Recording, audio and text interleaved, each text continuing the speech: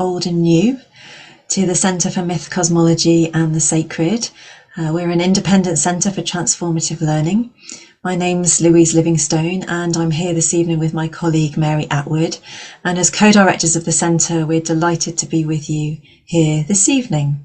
And if we could just ask you to keep your microphones on mute throughout the presentation, there will be an opportunity to ask questions to Jack in the Q&A following the talk. So without further ado, it gives me great pleasure to welcome to the centre Dr. Jack Hunter. Jack is an anthropologist exploring the borderlands of consciousness, religion, ecology and the paranormal. He's an honorary research fellow with the Alistair Hardy Religious Experience Research Centre, University of Wales Trinity St David, and a tutor at the Sophia Centre for the Study of Cosmology and Culture, University of Wales Trinity St David. He teaches on the MA in Ecology and Spirituality and the MA in Cultural Astronomy and Astrology. And Jack is also a tutor for the Aleph Trust on their MSc in Consciousness, Spirituality and Transpersonal Psychology, where he teaches on the Approaches to Consciousness module. Jack is also the author of Manifesting Spirits, Spirits, God and Magic, and Ecology and Spirituality, and also editor of Deep Weird, Greening the Paranormal and Damn Facts, and co-editor of Talking with the Spirits, Mattering the Invisible, and Folklore, People and Place. And he lives in the hills of Mid Wales, beautiful Mid Wales, with his family. So we're very much looking forward to your talk this evening, Jack, titled Of Minds and Monsters, an Exploration of Consciousness and the Paranormal. So over to you. Well, thank you very much. Lovely to be here. Let's share my screen. Here it is. Make that full screen. Okay, cool. Can everyone see that okay? And you can all hear me okay? Ace. Right, yeah, so it's nice to be here. I hope you're going to find this talk interesting. It is kind of an exploration, as it says in the title. And I think it's building on some ideas that I've been thinking about for the past, well, almost 5 years now, actually. It's not that recent. Since I published a book called Greening the Paranormal, which is all about the green ecological dimensions of paranormal experiences. Oh, start my video. And I built on that with my work on the MA in Ecology and Spirituality as well. So this is continuing to build on it. And I think building on things is a theme of my work. What I did for my PhD research was field work with spirit mediums in Bristol. And I realized while I was doing that I needed a non-reductive approach if I really wanted to sort of make sense of what was going on. Most of the approaches in anthropology have been reductive, trying to explain mediumship away in terms of social functions or psychological functions or cultural things or whatever, rather than as an experience or, you know, whatever it is. So I've been working on this idea of a non-reductive anthropology, and that means that you have to basically keep going, keep expanding. It doesn't ever end. So these ideas are continuous ideas that they keep building, things get added to them. So this is what I want to do, a little overview for the talk. First of all, I'm going to talk about monsters. It's called Of Minds and Monsters, but I'm going to start with monsters and we'll end up with minds. We'll go in the opposite direction. These are sort of, I'll explain what I mean by monsters, but strange entities that we might encounter in different kinds of paranormal experiences. And then I'll think about other minds in nature, non-human minds that science is interested in. So not necessarily spiritual, but, you know, about consciousness itself. Then I want to think about communication, which I think will become clear as a key theme in this whole thing. And then we'll end up with the different kinds of models of consciousness, mainly from Western philosophy, but also ending up really with thinking that indigenous models might actually have a more fruitful avenue for us. And they'll be the conclusions. So let's jump into it. First of all, then, with monsters. Okay, so it's really monsters are interesting in lots of different ways, and there's been a a sort of a resurgence of interest in monsters from a theoretical angle over the last 20 years or so. One of the sort of leading names in this monster theory, is what it's referred to now, was a guy called Timothy Beale, and he published this great book about religion and its monsters way back in 2002. And he points out that if we look at the etymology of the term monster, it comes from Latin, from the Latin term monstrum, related to the verb monstrare, which means to show or to reveal. So this is interesting right from the very beginning, that when we're talking about monsters, we're talking about something that is revealing something else. And also related to the verb monere, to warn or portend. So that monsters were sort of omens for the Romans. The monstrum then was a message that breaks into this world from the realm of the divine. Okay, so a monster is an omen, or something that it can be interpreted in different ways, but it's also a bridge between worlds in a way. And I think that's really interesting. Right from the very beginning, we have this idea of communication, of a message being involved when monsters are encountered, for example. More recently, Jeffrey Weinstock has sort of steered monster theory movement. And yeah, he published this other great book, The Monster Theory Reader, which contains all sorts of interesting papers, including some from Timothy Beale in there. And he makes this point, that should say whether. He said, whether the monstrous comes to us or we conjure it up, monstrosity is a loose and flexible epistemological category that allows us a space to define that which complicates or seems to resist definition. Okay, so the category of the monstrous as it gets used is a place where we can put these strange things that don't make sense. So paranormal things, we could say, as well. But it's interesting to note that in contemporary monster theory, monsters have sort of been sort of cleansed, or they've been rid of any kind of link to the real world. Okay, so monsters are understood as sort of a cultural idea, or as a literary device and that kind of thing. So basically the way that monster theory works these days, as it's understood, is it's a metaphor. Monsters are metaphorical things. They're not real things. Okay, but I'm interested in real monsters, or at least when people have experiences in the real world of things that they put into that category of monster or paranormal.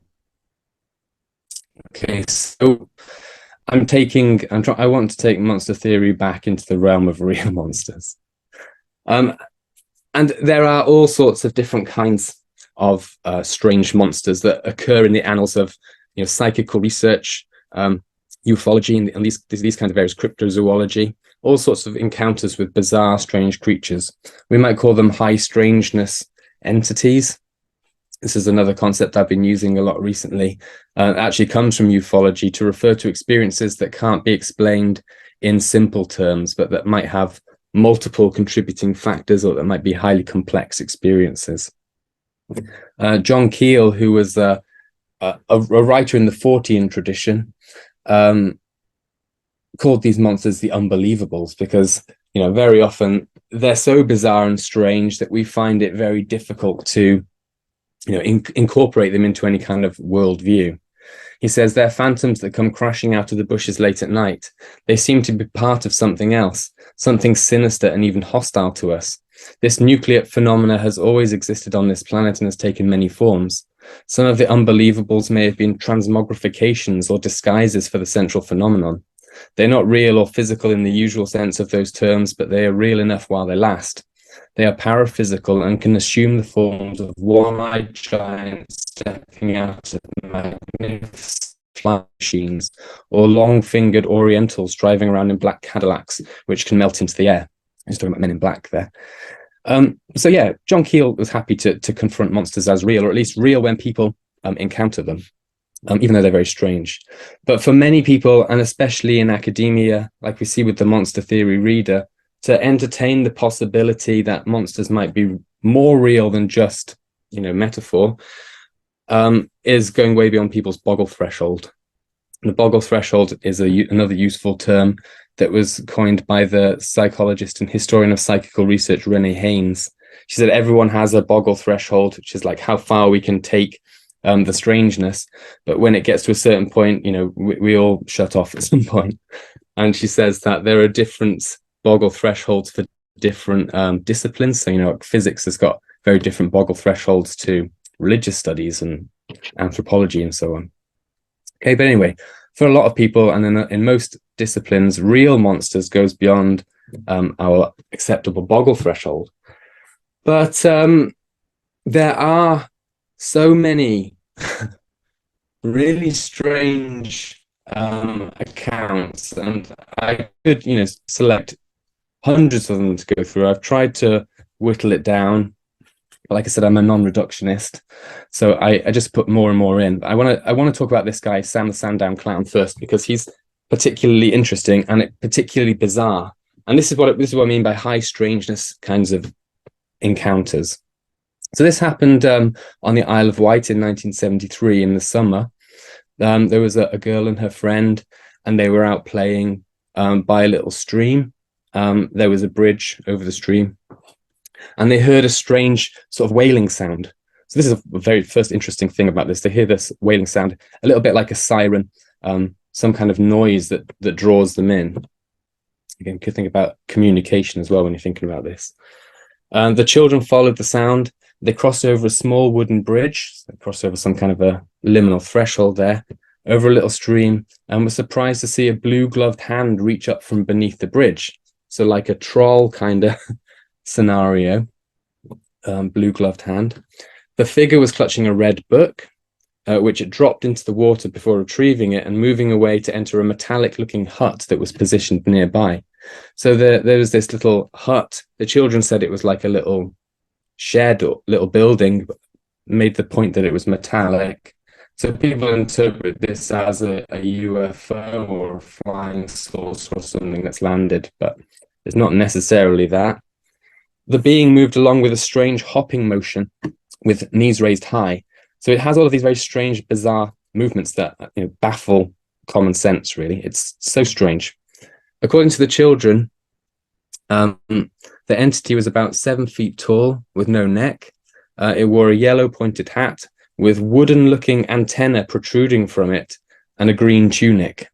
So, when we think about robots and stuff from space, the antenna wouldn't be made of wood and all of these kinds of things. So it defies our expectations in all sorts of interesting ways. And it's wearing this tunic. They go on to say that the face had triangular markings for eyes, a brown square of a nose, and motionless yellow lips. Other round markings were on his paper white cheeks, and a fringe of red hair fell onto his forehead. Wooden slats protruded from his sleeves and from below his white trouser. It's pretty weird. It had with it sort of like a microphone. You can see in the picture, he's holding this microphone looking thing and attached to a little device. It seemed to be speaking into this microphone, and it called out to the children asking if they were still there. He first started when they came over, after listening to him, to talk to them by writing things down. And he had a little notebook and he would write out sentences, and he said, "Hello, and I am all colours Sam." And the writing was all jumbled up, very strange bizarreness. And then eventually he started to talk to them, but his lips didn't seem to be moving at all. They were kind of stationary, as if maybe kind of robot vibes. Because of his strange white features, they asked if he was really a man. The answer was a chuckled no. They also asked if he was a ghost. The vague reply was, "Well, not really, but I am in an odd sort of way." "What are you then?" they continued, but only obtained the answer, "You know," with no further explanation. He also said that he had no name, although he'd already introduced himself as Sam. So there's all of these strange, weird contradictions. He also goes on to say that there are other people like him as well, but they are scared of humans, so they generally stay away from them. Oh, there we go. They were scared that they might be hurt by human beings. Okay, so that's pretty interesting. He invited the children into this metallic hut. And when they got inside, they found that it had 2 floors. It had wallpaper on the walls. There was wooden furniture in there. And the entity basically told the children about how it lived. It said that he ate berries that were collected in the late afternoon. So this is starting to have sort of hints of fairy kind of vibes about it as well. And he cleaned water from the stream to drink. Interesting that he has to clean the water. The children spoke with the entity for about half an hour and were entertained with magic tricks before finally saying goodbye and running back home. And they went home and they told their parents that they'd seen this thing. Eventually, word got out that they'd had this encounter, and then people from the UFO research community came in to interview the kids. And this is these bits of text that I've quoted are from one of the reports by Bufora, the British UFO Research Organization, published in the 70s. Okay, so the kids had this really bizarre experience with a very strange entity that has all of these weird kind of communication themes going on. So I'll just give another example. This one is from one of my own students in college a few years ago. And he told me this story. And I said, you have to write that up so that I can talk about it. So he did. He wrote me up a nice version of it. He said, I was around 7 years old when my cousin was staying over for the night. My bed was positioned to the right of the window in my bedroom and the curtains were drawn. My cousin was reading. A strange, deep-toned voice with a kind of distorted resonance sounded from the window, capturing both our attention. My cousin told me not to go. I was too curious and slowly walked towards the window before opening the curtains. In the center of the window was a face of light. The bright light seemed to be pulsating inside of the face. It was large enough to engulf the entire center of the window.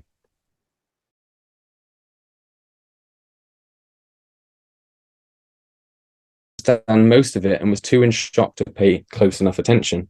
I felt locked in place during the event and was in disbelief of what was happening. My cousin jumped off the bed and we both ran downstairs. When we approached the window again, it had completely gone. So, it's on the surface of it, it's a totally different kind of experience. Well, different, the overarching theme of it is slightly different. But underneath that, it's 2 children having an encounter with this being. There are strange sounds that capture their attention. There is an attempt of communication, a muffled voice. And there's also sort of difficulty in understanding what's going on. In the same way that the children with Sandown Sam were presented with these kind of garbled sentences and things like that. Okay. So that's another interesting example, a very strange one. And then one that I want to talk about in addition to these is Jeff the Talking Mongoose. I don't know if you've ever heard of this before. It's very strange. It's a classic in psychical research, and a lot of the sort of famous psychical researchers of the 1930s, like Harry Price, investigated it and went up to this farm on the Isle of Man. And basically what had happened was there had been a flurry of sort of poltergeist-like activity in this house, all the classic kind of stuff with, rocks and things being thrown and things moving around and scratches and bangs in the walls, all kind of standard poltergeist stuff. But the big difference was that this seemed to have a physical kind of locus, a center, and it was this weasel kind of like creature, or a ferret or a stoat. And this is a drawing of the ferret, and this is ostensibly a photo of him as well, although it's quite hard to take out, but it's like a Bigfoot photo. But this weasel had human hands, and it would poke its hands out through slats in the wall and things like that. And it could also talk, and it told the family that it was called Jeff, with a G, E-F. This is how he was described. He's light yellow in color. He's got a long bushy tail, which is also light yellow, and the tail has a black or brown tuft of hair at the extreme end. And there are also, we think, 2 or 3 tufts of this brown or black hair on his back. His front feet resemble the human hand, and he appears to have 3 or 4 fingers and a thumb. So Jeff's pretty weird. And this is how Jeff described himself. He said, "I'm a freak.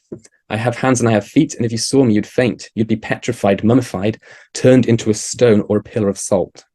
Okay, so he's saying that he is something very strange. Other times he says that he's just a normal weasel that's been trained to talk. And there's all sorts of different stories that he has. But again, it's very strange stuff.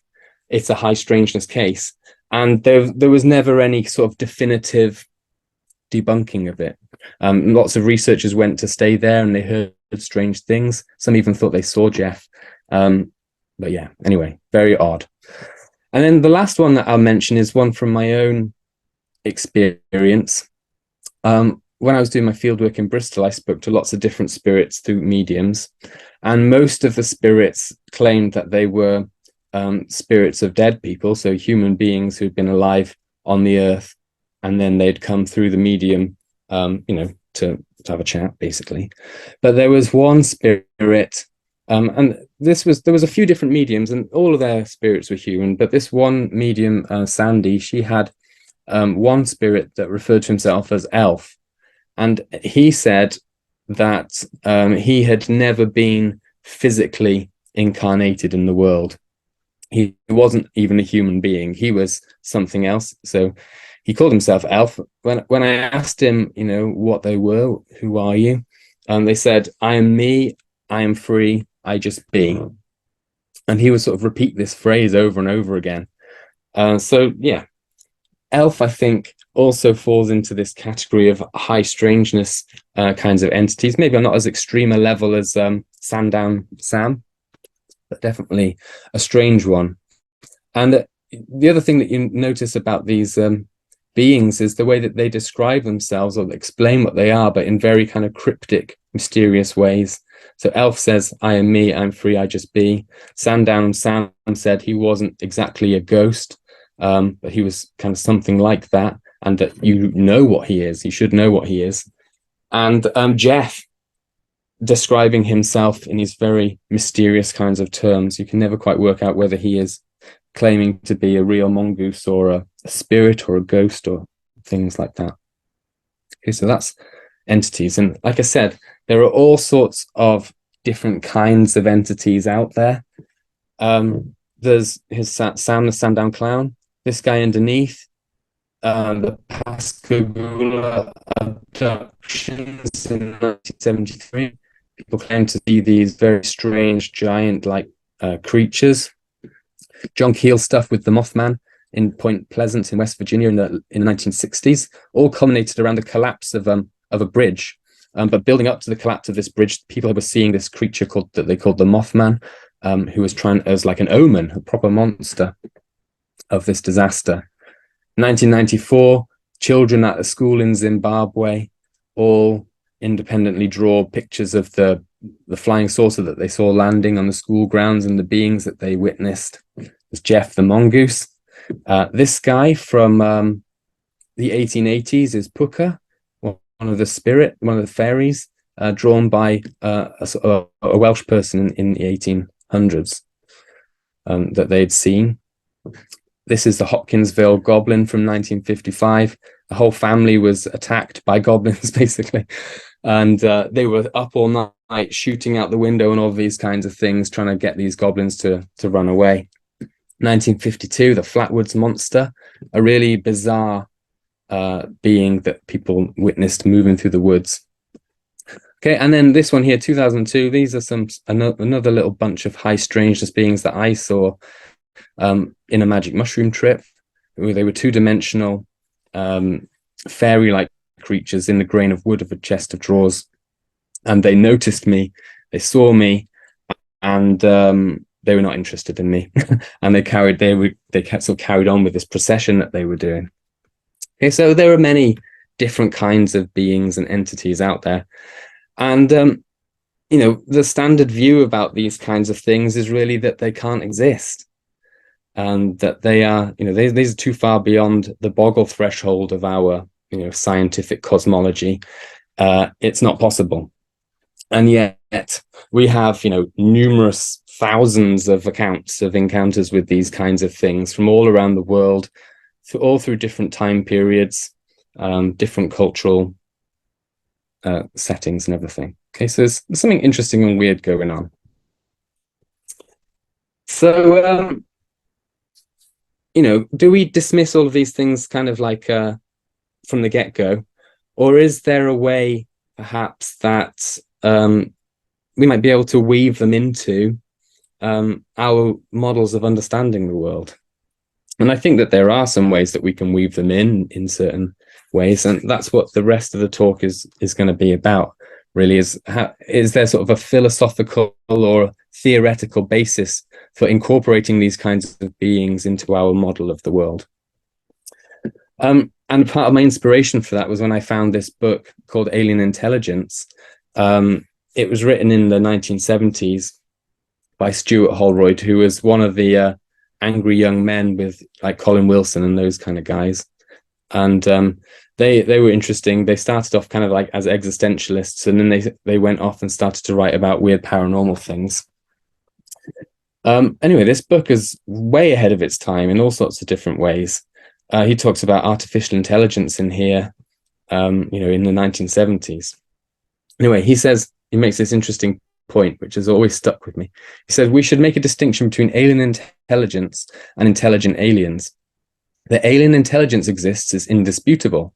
Okay, so the fact that there are other kinds of intelligences in the world, he says, is indisputable. And he goes on to talk about, and I will as well, animal intelligences and artificial intelligences and all of these kind of things, which are non-human, but they do exist.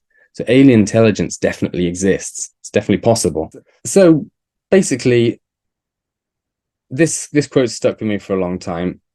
And it's basically saying that, the fact that we can demonstrate that this alien intelligence does exist, non-human intelligence in the animal kingdom, makes it all the more probable that there are other kinds of intelligence out there, in the cosmos, on other planets maybe, or in other dimensions or whatever it is. And this is his starting point, really, that there may be persons, or we might say also consciousnesses, that are A, not human, B, non-physical, or C, not terrestrial. Okay, so there could be all sorts of different kinds of intelligence out there. So can all of these unbelievable creatures, or if they're, I don't know whether creatures is really the right word, but unbelievable beings, find a place in an expanded view of consciousness and our understanding of its place in the natural world?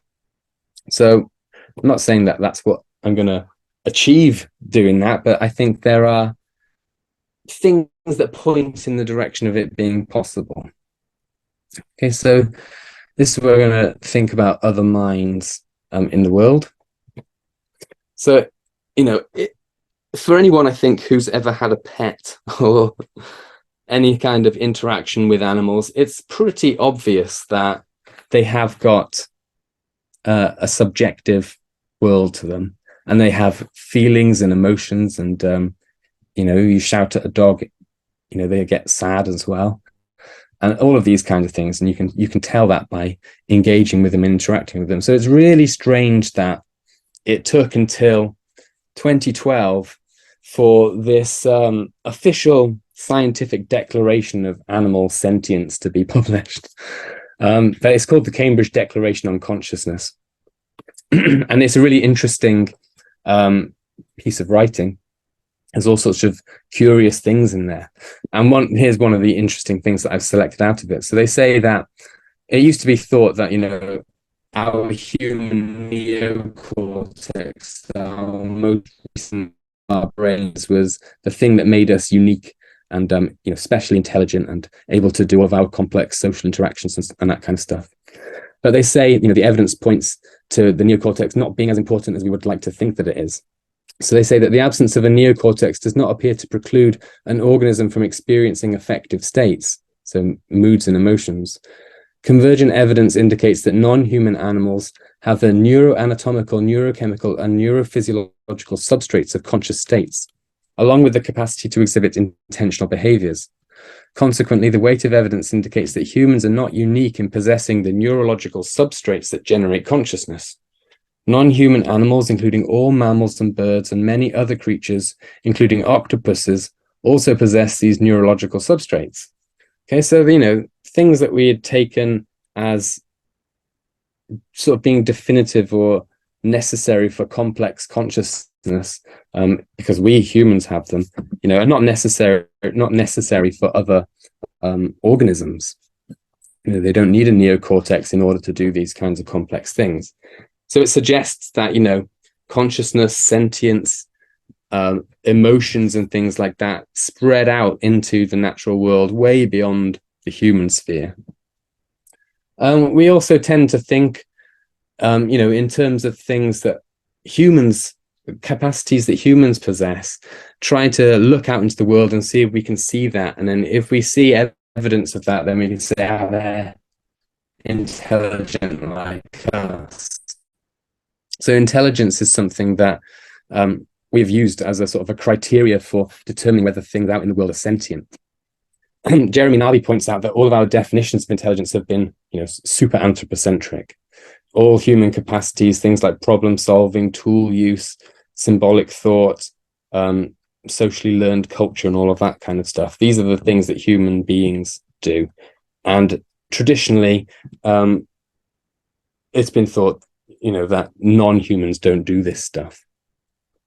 But all sorts of research from all sorts of different angles is starting to suggest that members of non-human species also possess similar attributes or similar capacities. So we've probably all seen, we've probably all seen crows and things like that doing problem solving, and we've seen rats doing mazes and things like that as well. But, these similarities between us and non-humans become even more impressive when we find them in species that are very distantly removed from us on the phylogenetic tree. So when we see octopuses and things, which our last common ancestors were millions and millions of years ago, doing things that we think of as intelligent or human-like things, using tools, for example. Or when we look at plants, and there's a whole new literature on plant sentience and intelligence that's been bubbling away for the past, about 10, 15 years now. And this is from Mancuso and Viola, who were sort of pioneers of this field of plant neurobiology. They say that there's a compelling body of research that shows that higher order plants really are intelligent, able to receive signals from their environment, process the information, and devise solutions adaptive to their own survival. There's all sorts of interesting experiments that have been done to show that plants are able to have a capacity for memory, for example. They can remember things.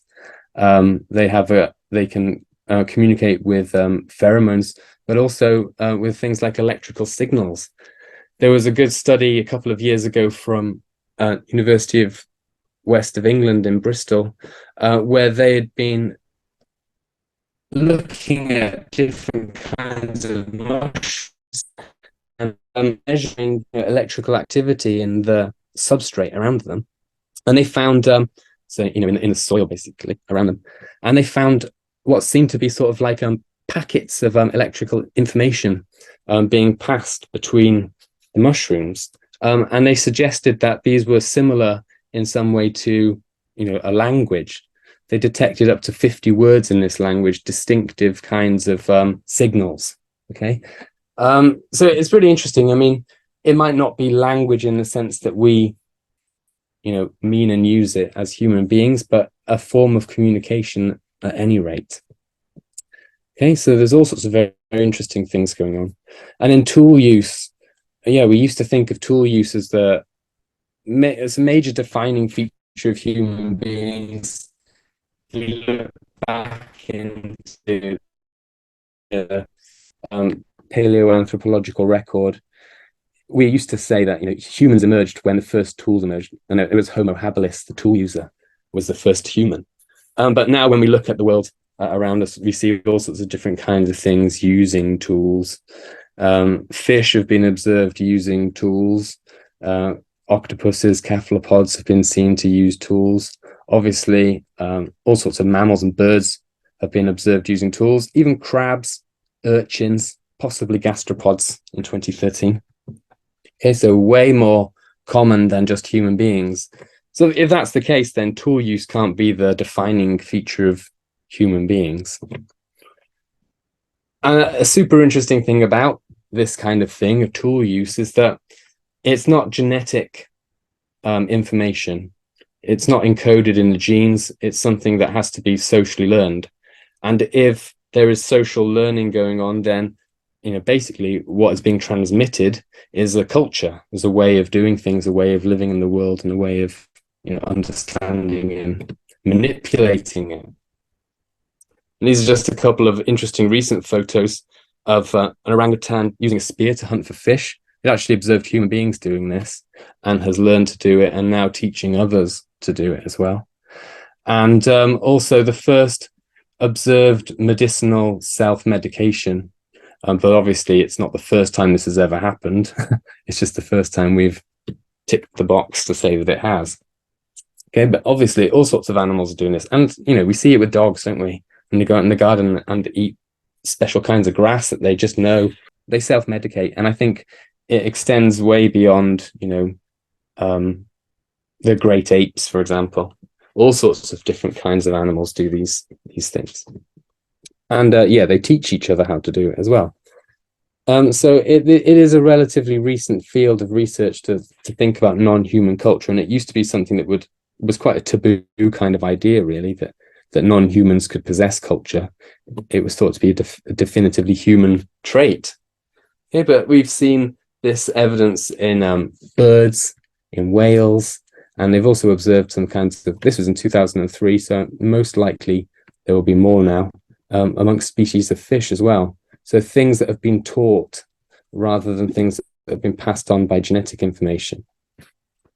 There's also evidence for diversities of culture amongst different kinds of animals, or even within a particular species. So just in the same way that we see diversities of human cultures, there are also different cultures amongst bats. There was an interesting study published where they were looking at the kinds of things that bats were doing and were interested in. And, they found that in one group, bats were more interested in food, sleep, sex. Other bats in other groups had their own preferences as well. And they could tell these through, listening to the different kinds of songs that they were singing, different kinds of, I suppose in a way, non-human music. So this is all super interesting, and it has real profound implications. We tend to think about the ecological crisis as we think about it in human terms, for one thing, how it's going to affect us humans. But we also sort of have a way of objectifying it in a way, and definitely not personalizing it in this kind of way. But so we think about biodiversity loss, for example. But and this is the point that's made in this quote here, when you have these kind of cultural differences between different groups of biological organisms, it's not just biological stuff that's being lost. It's also the cultures that these organisms have built up over thousands of years, different ways of living in the world, all sorts of strategies and things. And as we'll see, maybe even other things as well, other cultural aspects. And again, it might be a bit anthropocentric and selfish to say that, it's a shame, because we could lose, there could be so much that we could learn from these non-human cultures just for us as well. They're also important in their own right. Just in the same way that we think that human, cultural diversity is important. So there's also the capacity or the possibility of folklore amongst non-humans. In 1989, the folklorist Jay Meckling basically argued that there's no sort of cutoff point when it comes to folklore between humans and non-humans. She basically taught her dog some tricks, some games that had rules, and she said that the dog was able to cognize these rules, internalize them, and then repeat the game over and over again. So this is learned culture. She said, of all the criteria generally used by folklorists to decide if they're in the presence of communication worthy of being called folklore, I see no persuasive reasons why non-human animals cannot be included in the folk. It's only a fiat by speciesism that folklorists define folklore as a unique possession of human animals. This is the same thing that we've just been saying about, intelligence, tool use and problem solving and all of those kind of things. We think of them as human things, but actually they're not. So it implies, doesn't it then, a world of non-human knowledge, non-human cultures, non-human traditions, non-human beliefs about the way that the world works, all sorts of non-human cosmologies, and maybe even non-human spiritualities. Again, spirituality or religion has been seen as something that is uniquely human, even defining human beings. I don't know who said it, but there's that idea of homo religiosus. That when we became religious, we became distinct from non-humans. But all of this stuff is obviously pointing in the opposite direction, that they might indeed have spiritual views as well. And there's a great paper published recently about this taboo idea that non-humans might have spirituality. This is the abstract from it. It says, Western scholars and other commentators have rarely considered non-human animals to have the capacity for spirituality. The tendency to coalesce spirituality with religion and to emphasize the cognitive interpretive domain in discussions of spirituality has on the one hand led to the exclusion of non-human animals as agent participants from the realm of spirituality, and on the other hand hindered explorations of spirituality as a phenomenon rooted in the body and the more ancient brain regions that humans share with other animals. Okay, so basically suggesting that we can extend this idea of spirituality out into the non-human world as well, and that there is actually evidence for these things. Okay, so this is pretty cool stuff. And like Stuart Holroyd was saying, just the fact that this stuff exists and that non-humans do all of these things, is an interesting starting point for thinking about, well, how could these other even more bizarre kinds of beings exist, things that really baffle us? If the world really is this full of different kinds of minds and cultures and intelligences and things, then they're not really anomalies. They might be a strange kind of mind, but they do fit in potentially. So I've already mentioned this idea of communication being an important theme in all of this. It seems to be an important feature of lots of different kinds of paranormal experiences, and most paranormal experiences really are a form of communication in one way or another. So things like telepathy, for example, telepathos is feeling at a distance, sharing feelings by whatever means, however telepathy works. Crisis apparitions, there's a whole amazing collection of crisis apparitions put together by the Society for Psychical Research in the 1800s. And these are basically times when people say you have a loved one or someone like that who is in a crisis or having some kind of an emergency. There are all of these accounts of people having a sudden premonition that they need to go and help their friend or things like that, receiving a message in some way that they need to get involved. Okay, so these are obviously forms of communication. They're between humans, though. Usually telepathy is talked about with humans, but there are also cases with animals as well.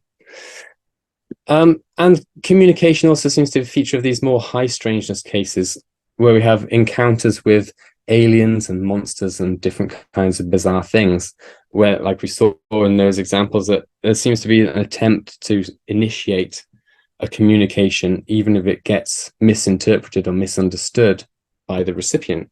So, think about Sam's tape recorder, his garbled handwriting and all these kinds of things, or the face in the window that my student saw when he was a little boy, attempting to communicate with a muffled voice, the message isn't quite put across. So yeah, it reminds us of this idea of the monstrum again, of being a message that breaks into this world from a realm of the divine. Maybe not the divine, maybe just another, maybe even, you know, from just a non-human mind's perspective. In these experiences, the meaningful communication it usually fails, or it might be incomplete or partial. And there's all sorts of examples of you know, people coming back from alien abductions and things like that. A really good example actually is Betty and Barney Hill. They were the first abductees, and they were, when they were abducted, maybe not the first, but anyway, when they were abducted, Betty was given this book, and she was so excited. She had this book from another, you know, from an alien species, and it was going to be the kind of proof that they existed. But then, you know, it disappears, or they say that she's not allowed to take it off the ship. So again, you know, the communication it's initiated, but it's never complete, and she obviously can't then communicate that information. So there's something interesting going on here with communication as well. And there's this really interesting concept of meta communication. It comes from Gregory Bateson. He was an anthropologist, famous for systems theory and that kind of thing. And yeah, so he came up with this idea. I first got interested in that meta communication when I was studying the mediums in Bristol, because I became very interested in the way that the body is used to express the presence of spirits, basically. So how, you know, when you're talking to a medium, what is the body doing to let you know that you're not talking to that person anymore, you're talking to someone else? And one of the things that I started to sort of focus in on was the use of gestures and body language, essentially. And a lot of the spirits had really exaggerated behaviors when they came through the mediums, and I think that's a part of this meta communication, and it's a way also of distinguishing between not just the medium, but also between different kinds of spirits. So in some ways the spirits might come through almost as like really strong caricatures, which is interesting. But I'm not the only person who's noticed this kind of thing. Anthropologist Nurit Bird David, she did research with the Devara. These are spirits with the Nayaka in southern India, and basically they have a spirit sort of possession tradition there, where they incorporate in their bodies the spirits of trees and things like that, nature spirits. And she noted that, you know, when the people engage in their interactions with the spirits through the mediums, they do it in a very sort of interesting, strange way, which I also observed with the mediums and the spirits in Bristol. So she says the Devara, these are the spirits evoked, often improvise on the same repetitive phrases, repeating the same things over and over again. You can think like of Elf. All Elf ever said was, "I am me, I just be, I am free." The saying, the voicing, the gesturing are important. So Elf had a squeaky voice. Spirits have got different kinds of voices that come through, so you can tell them apart. She says these principal aspects of their behavior are, in Bateson's terms, meta-communication, namely communicating that Devaru are communicating. Okay, so it's communicating that communication is taking place, and the message might not necessarily come through, but it's being revealed to you that something is trying to communicate. And she goes on to say, namely communicating that Devaru are communicating, because the Devaru are present as they move, talk, make gestures, etc. They're present as they communicate and socially interact. So communication sort of, and this is something that I was really interested in with the mediums, you know, when the spirits are there talking to you through the medium, they are socially present just as much as any other physical human, you know, in the room, and they are playing a sort of a central role in what's going on. So in that sense, they are sort of real in the moment. They're real while they are communicating. Okay, and they have to express the fact that they're communicating in order for this dialogue to be initiated, because they are so other. You know, we can't see them or, you know, anything. Okay, so they have to do special things. So we could say again that similar kinds of ideas might be useful when we think about these high strangeness experiences, or these monster experiences. They're all about a communication that's being initiated. They're a sort of a meta communication, communicating that communicating is happening, even if the message can't be accurately transmitted. And this is pretty, yeah, it's interesting. I don't know whether it's, it's conclusive of anything, but it's definitely interesting. And it suggests other things as well. So it raises interesting questions about, for instance, that something that's called the incommensurability problem. This is something that emerged from, SETI, the Search for Extraterrestrial Intelligence, where they're using radio telescopes to scan the sky to look for any kinds of radio signals or anomalies that might suggest intelligent life out in the cosmos. And they don't often get things, but sometimes they do get little snapshots of what seem like pattern amongst basically randomness. But anyway, this guy Jacques Vallée, he's famous as he's famous for a lot of reasons. He's one of the sort of inventors of the internet, but also pioneering UFO researcher. Takes the UFO into all sorts of interesting places. He talked about this incommensurability problem. He says, at the core of the incommensurability problem is the view that no intelligent species can understand reality without making certain methodological choices, and that these choices may vary from civilization to civilization. If ETs and EAP entities have different biologies and live in considerably different environments from humans, they may well have different goals for their science and radically different criteria for evaluating the success of their sciences.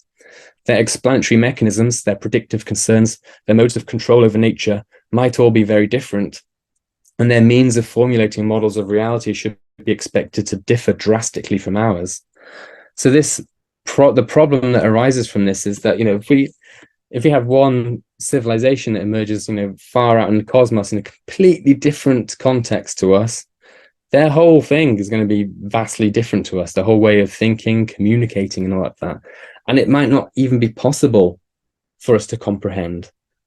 And that's why I think this meta communication thing is interesting, because it's communicating that communicating is taking place, even if the two can never understand each other. Yeah, so it's pretty interesting. So yeah, understanding any kind of communication from the non-human world, whether we're talking about trying to understand our dog or trying to understand a message that comes from another galaxy, it could be extremely difficult for us to do.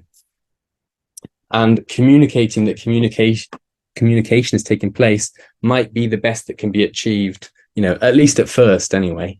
It might be possible to go on to work out other ways of communicating. So that's pretty weird. And then the last part then is models of consciousness. So there are all sorts of different, one of the interesting things about consciousness studies is that there is no kind of definitive paradigm.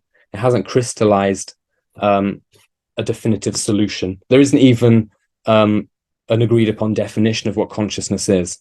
And you can look at all sorts of different papers and they'll start with defining consciousness in a particular way. And then the theory makes sense according to that definition of consciousness, but not necessarily by another one. So what we've got is a whole bunch of basically competing theories trying to explain what consciousness is. So we're just going to do a little run through of a few of the sort of dominant models of consciousness, and just think about whether they leave any room for the possibility, not just of non-human consciousnesses, but also, for these kind of high strangeness kinds of beings as well. So, obviously, dualism, a pretty sort of classic idea about consciousness.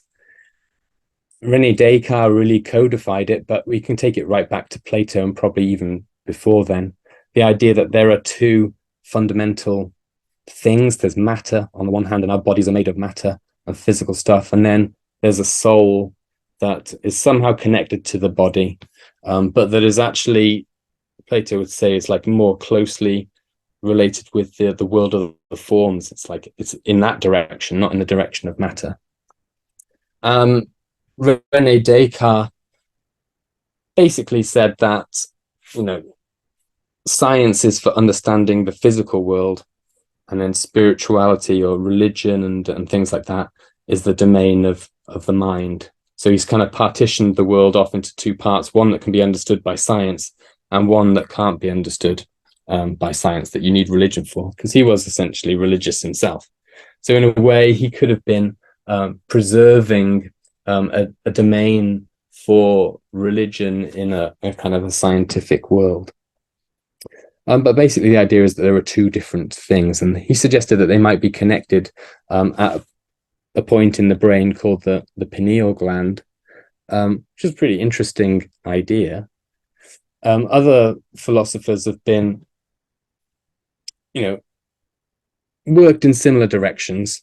People like Henri Bergson, he coined the idea of a filter theory of consciousness, where consciousness is something that is out there, and the brain is actually a filter or a receptacle for consciousness.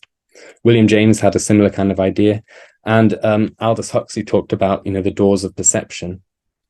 So this idea that our brain is a reducing valve for consciousness that limits what we can perceive, but if we, for example, consume a certain drug or whatever, we can open those doors and have all of consciousness revealed to us. Okay, so they're understanding consciousness as something that is non-local, that's not necessarily confined to a physical body, which is okay. But it's problematic because there's no way of explaining how, although they posit this idea of a pineal gland or of a point where the two worlds kind of connect. There's not we don't have a way of understanding how that kind of connection could work. It's a big problem for dualist models, because there's all sorts of evidence to show, for example, like if you have brain damage, then your perception of the world is changed and things like that.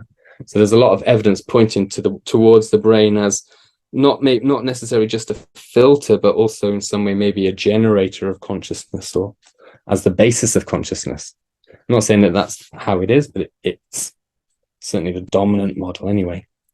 Okay, so dualism is interesting. It does leave open the possibility for all sorts of spirits and angels and things, because that's what Descartes was trying to do, to preserve just one aspect of reality that might have God in it.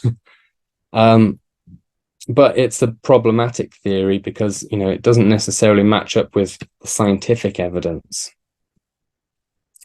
But yeah, there's no definitive proof either way, and people still argue for the filter theory as well.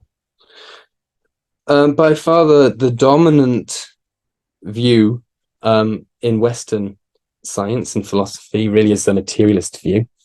This is the idea that physical matter is the most basic building block of the universe. It's the thing that everything is made of, and if we want to understand things, then really we reduce it down to matter, to mechanical processes, or to biology, or whatever. So in the philosophy of mind, materialism really suggests that consciousness is, if not a product, if not identical to physiological processes. So there's a thing called mind-brain identity theory, which really says that the mind and the brain are the same thing. They're one and the same thing. And what we perceive as our subjective consciousness is actually just physical processes occurring. So really it removes the importance of subjectivity, because all it actually is matter doing stuff.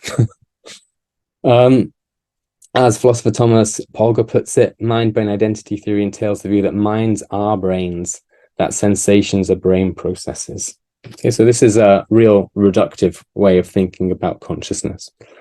Susan Blackmore says there is only matter. The physical universe is I should say causally closed, casually closed. This means that the laws governing the interactions between matter and energy exhaust all the forces of the universe, so there's no room for non-physical minds or consciousness to intervene. So if the world is pure matter, then yeah, there can't be spirits, for example, because there's nothing for them to be sort of in. They have to be in matter. Anyway, there's other interesting stuff about matter, but we probably don't have time to get into it. But then again, there's also problems with this view, even though it's the dominant view, because it fits nicely with physics and biology and medicine and all of these kinds of things, which are really built on this idea. But it's still problematic. David Chalmers talks about the hard problem of consciousness. So he says, the hard problem is the question of how physical processes in the brain give rise to subjective experiences. This puzzle involves the inner aspect of thought and perception, the way things feel for the subject. When we see, for example, we experience visual sensations such as that of vivid blue, or think of the ineffable sound of a distant oboe, the agony of an intense pain, the sparkle of happiness, or the meditative quality of a moment lost in thought, all a part of what I'm calling consciousness. It's these phenomena, he calls these qualia, that pose the real mystery of the mind. So there's no explanation for how physical processes can give rise to these subjective experiences that we have. If matter is essentially just dead stuff, which is basically what the materialist argument is, then how can it combine together to create subjective experience? So, we could say then philosophical materialism in this strict sense, it rules out the possibility for all sorts of parapsychological and spiritual phenomena. But matter itself, I think in many ways, matter itself might actually be something quite interesting. We have a tendency in these kind of spiritual fields to denigrate matter, to think that it's not important and that we should be aiming for lofty spiritual stuff. But actually, I think we run the risk of throwing matter out with the materialist bathwater. Matter itself might be really important. Panpsychism is quite an emerging view, really. It's ancient, but it is getting a little bit of traction at the moment. And there are some different formulations of panpsychism, like integrated information theory and things like that, which are current philosophical models. So they're in contention, just in the same way as the materialist view is. Les Lancaster says that panpsychists hold that mind is a property of the whole physical world and is not limited only to brains. So it's in all of matter. It's not just in brains, but it could also be in the rocks and in the wood and everywhere. If mind is a property of the natural world, then consciousness is to be explained in terms of properties of the natural world as a whole, and not simply as a product of the brain. So you might end up with different forms of mind, emerging in different kinds of contexts. Freya Matthews has proposed what she calls cosmopsychism. According to this view, the universe as a whole is the ultimate locus of mind or of mind-like properties. So the whole universe has this sort of underlying basis of mind already kind of baked into it, the whole thing. It's not that mind and matter are separate, but they are and always have been from the moment of creation, whatever it is, the Big Bang or whatever, intimately connected. Okay. She suggests this perspective can function as a rival to materialism. Materialism being understood as the view which denies that mind or any mind-like property inheres in an essential way in matter or in other fundamental elements of physical reality.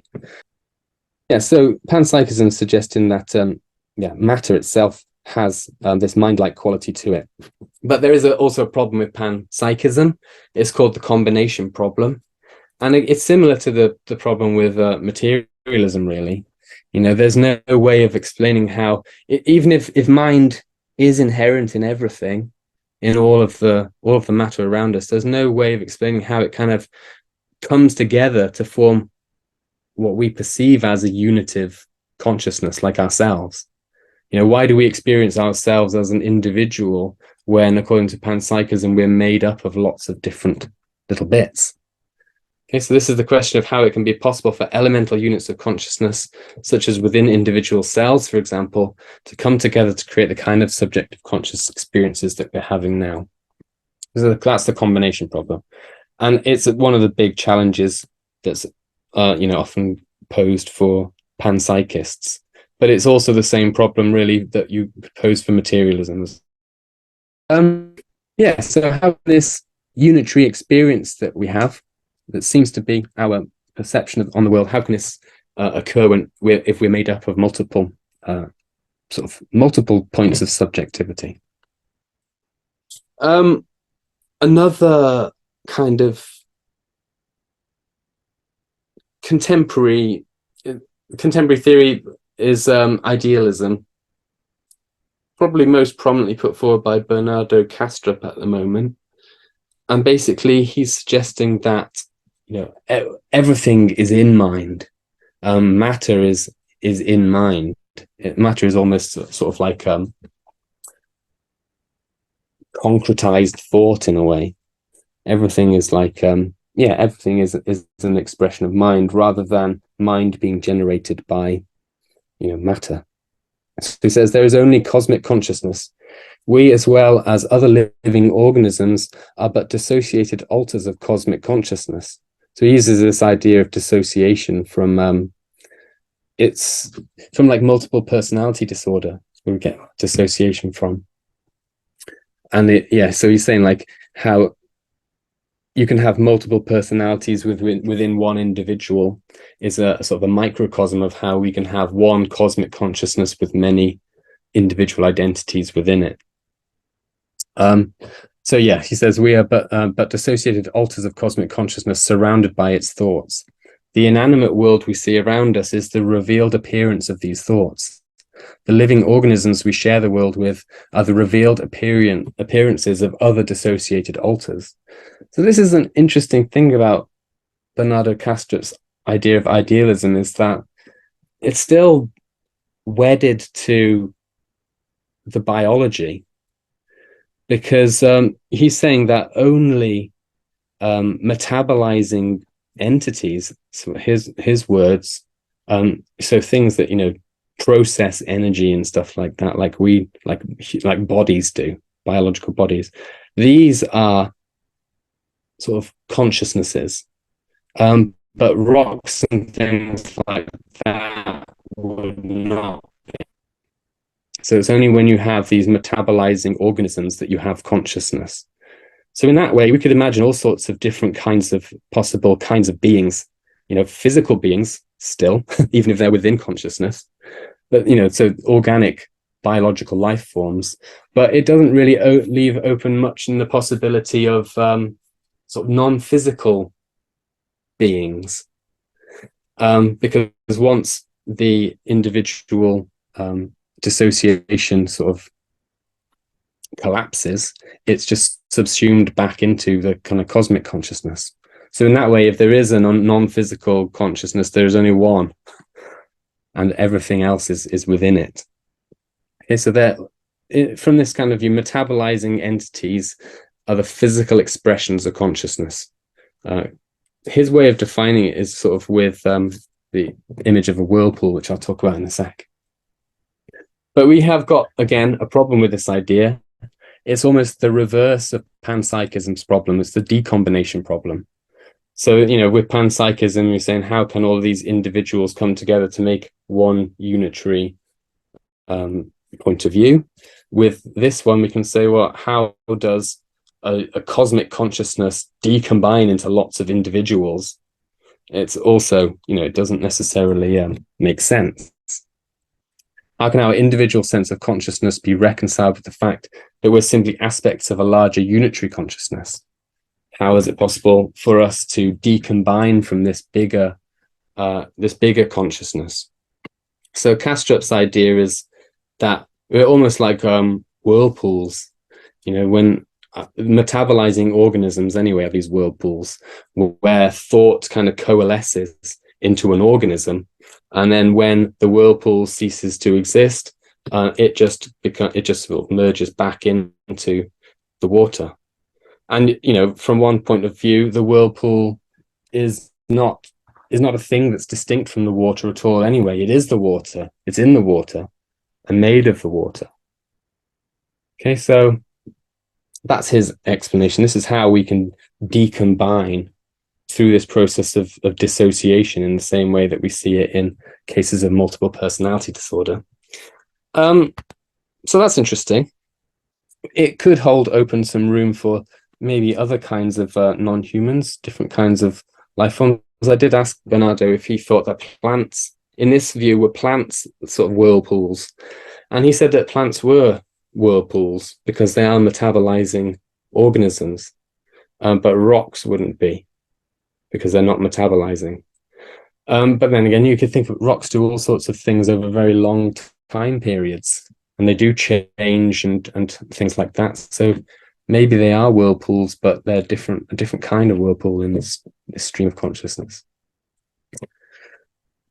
Okay, so I'm just starting to draw it to a close now. So there is, these are all sort of quite abstract philosophical ideas about what consciousness might be. And in a lot of ways, they are all reductive because they're all trying to explain it in terms of matter or consciousness being a part of matter or whatever, but they're not looking at the sort of the whole picture. There are lots of ways that animism, which is obviously a very ancient way of thinking about the world, resonates with, I think, a panpsychist view. But there is a big difference. And panpsychism, again, like I'm saying, is still reductionist. It's still thinking in terms of bits that make up something. Whereas when an animist looks at the world, you're not seeing it in terms of bits, but in terms of whole persons. Okay, so you're not looking for the elements of consciousness, for example, or the evidence for intelligence in a cat. You see the cat as a person. It's not an accumulation of problem solving abilities and language and all these kind of things. It's a holistic thing. So this is Graham Harvey's famous explanation or definition of animism. The term originates from anthropology, and it used to have a real negative connotation. It was associated with primitive, in inverted commas, mentality and all that kind of stuff. E.B. Tyler said that all religion basically is animism, and all religion and animism are false. And anyone who believes that kind of thing is displaying this kind of primitive mentality that's already been superseded by scientific rationalism. But in the sort of early 2000s and then in the late 90s, people started to reconsider animism, not in terms of sort of rationality like E.B. Tyler had done, but in terms of ontologies. And they suggested that animism is actually an ontology or a way of understanding the world that's built around notions of personhood and relationship, essentially. So these are actually the build, from an animist point of view, persons and relationships are the building blocks of the world, not sort of atoms and things, small parts, but whole parts. So Graham Harvey, anyway, he redefines animism. He moves it away from that old kind of colonial kind of dismissive attitude. He says that animism is lived out in various ways that are all about learning to act respectfully, carefully and constructively towards and among other persons. Persons are beings rather than objects who are animated and social towards others, even if they are not always sociable. Animism is more accurately understood as being concerned with learning how to be a good person in respectful relationships with other persons. And when we look to, for example, different kinds of indigenous traditions, there are sort of codified ways of engaging in respectful relationships with non-human persons, maybe like through ritual and performance and things like that, that you find it across many different indigenous traditions. So, rather than using any kind of specific example, we can talk about it in these kind of broad terms. It's a pattern that recurs across many different cultures. Okay, that people see the world as full of unseen energies that animate everything, personal kinds of beings and entities that we engage in relationships with. And if we want to live well in the world, then we have to engage in good relationships with those different kinds of beings. Yeah. So it differs really from other philosophical perspectives that I've already talked about, because, like I said before, it sees entities as persons, as things to be engaged with and related to, and it's not really necessarily concerned with sort of breaking it down and trying to understand it. There's a great example in the Green the Paranormal book, in a chapter by Lance Foster, who is he's from the Iowa tribe in America, and he talks about this chieftain called Plenty Coup. And one day Plenty Coup was out riding with his sort of band, and they came across this river that they had to cross. And they took their horses into the river, and they were swimming across. And when they got to the middle, a great sort of hand came out of the water and grabbed Plenty Coup's horse, lifted it up into the air, and started to shake it around. And obviously this must have been a bit of a shock for them. And they struggled to get away from this monster that was in the river, and eventually they escaped and they got to the other side. And if something like that happened, you can imagine, let's say, like a colonial troop or something, a British troop is moving through, they encounter this monster, they're attacked by it. What are they going to do? They're probably going to shoot it, take it back to the British Museum, get it stuffed, taxidermied and all that kind of stuff, and catalogued. Plenty Coup and his men left an offering of tobacco by the side of the river for the spirit, because this is what you have to do. The tobacco is in the Americas is I think it was the first gift, and it's a gift of relationship, to initiate a relationship. So when you go into a woods, you can leave a gift of tobacco before you enter, and these kinds of things. So they leave a gift for the being in the lake, in the river, and they basically say, we're never going to go back there again because there's something that lives there. Okay, there's a person in the water, and that's its home. And they realized that they had stepped into something else's territory and it needed to be avoided. So there's this big difference in the philosophical outlook.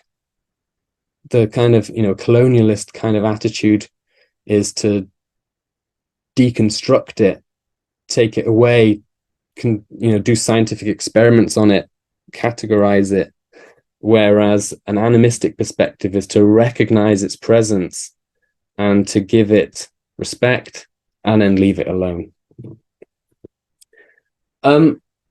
Another interesting, this makes me think of again of Sandown Sam, and how he was afraid of people, and his people would stay away from human beings because they didn't want to be attacked. And then another very interesting aspect of Amerindian cosmologies, but it's also, we can find this right across the world in different traditions, is this idea of perspectivism. So if we live in a world of many different kinds of minds, of other than human persons, then we're living in a world of multiple subjectivities and different points of view. And we're all, we see this amongst ourselves as human beings. We all look at the world from our own unique, cultural and upbringing and all of that kind of stuff that influences the way that we see the world. Like even our biology gives us a unique, subjective point of view. But obviously, if animals and things and trees are also perceiving and sentient, then they also all have their own points of view. And this means that the world is complicated. There are many different kinds of things that have got their own motivations and desires and interests and stuff, and they all intermingle and interact with each other. The anthropologist Eduardo Viveros de Castro called this perspectivism. The idea that there are many different kinds of perspectives, and he said that it's a central feature of many indigenous cosmologies. He's talking about in the Amazon. And this is the way that they see things, or the way they understand it, this idea of perspectivism.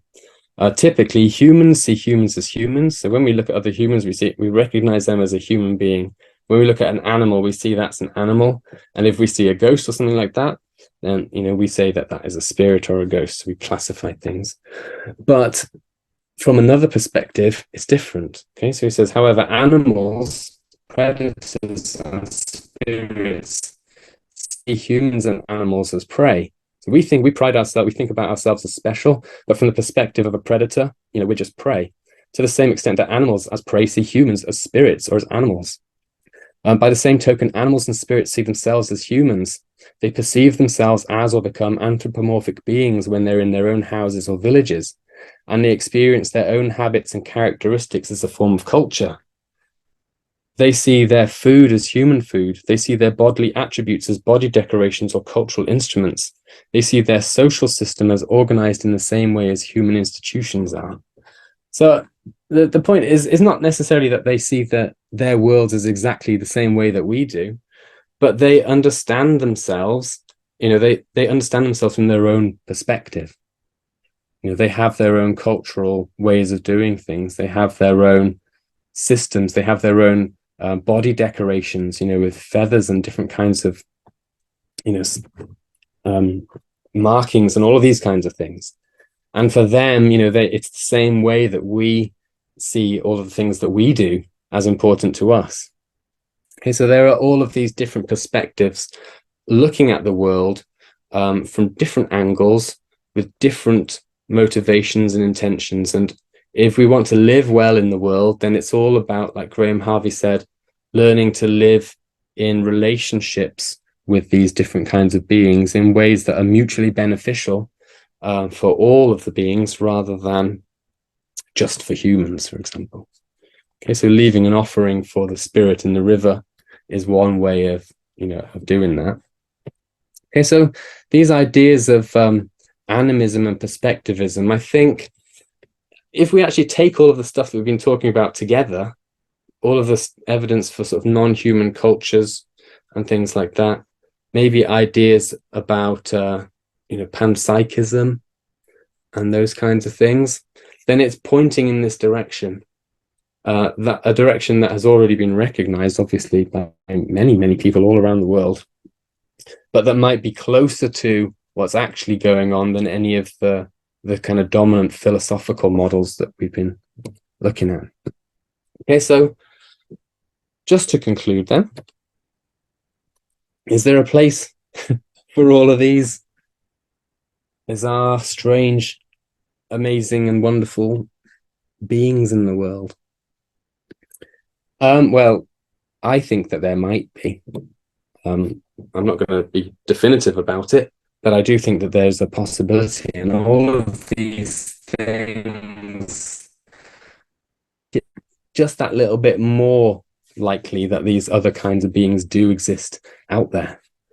So my conclusions are that human beings encounter a spectrum of different forms of mind all the time, really, from other humans that we might meet and interact with, animals, and then sometimes in extraordinary circumstances, even monsters and these kinds of unbelievables, things that defy our boggle thresholds. And it's interesting, I didn't talk about it here, but human beings have similar kinds of responses to non-human animals as they do to these strange paranormal entities. They evoke the same kinds of sensations of wonder and the numinous, of fear and of joy and beauty in the same way. So I think there's also a perceptual spectrum going on. To admit, we've placed human capacities on a pedestal, but actually they exist out there much more. Communication seems to be a central theme, and this idea of meta communication as a bridge for the problem, the incommensurability problem. You know, if it's not possible to fully understand another mind, then there might need to be a sort of a mediating form of communication. I think ritual and these kinds of things, something about that in here as well. We have all of these different philosophical models which give us different possibilities for other forms of non-human consciousness. So dualism, you know, we could have spirits if dualism is right. Maybe not so much materialism, but it gives us the possibility for non-human animals and stuff. Panpsychism, again, it's bound to matter, really. So you couldn't really have non-physical beings with panpsychism, but maybe you could with idealism, unless, like Bernardo Kastrup says, they are always associated with metabolizing beings. Okay, so there are problems with all of the models, really, if we want to try to bring in, and maybe it's not surprising, if we want to bring in monsters. But then animistic perspectives and perspectivist perspectives, which take this more holistic idea of the possibility of different kinds of non-human persons, could leave space for this. And it also resonates nicely with a lot of the stuff that's kind of coming out of the contemporary science. Okay, so in this case, then, you know, these beings are not understood as supernatural or as some sort of alien necessarily, but they are a part of the world, a part of the natural world, in the same way that all of the other kinds of persons are as well. So that's where I will leave it. And there's a bunch of references on there. That's really super, Jack. Thank you so much. It's riveting and fascinating. Thank you, Jack, so much. I hope everybody's enjoyed it and everyone's sort of been riveted, I think. Really brilliant.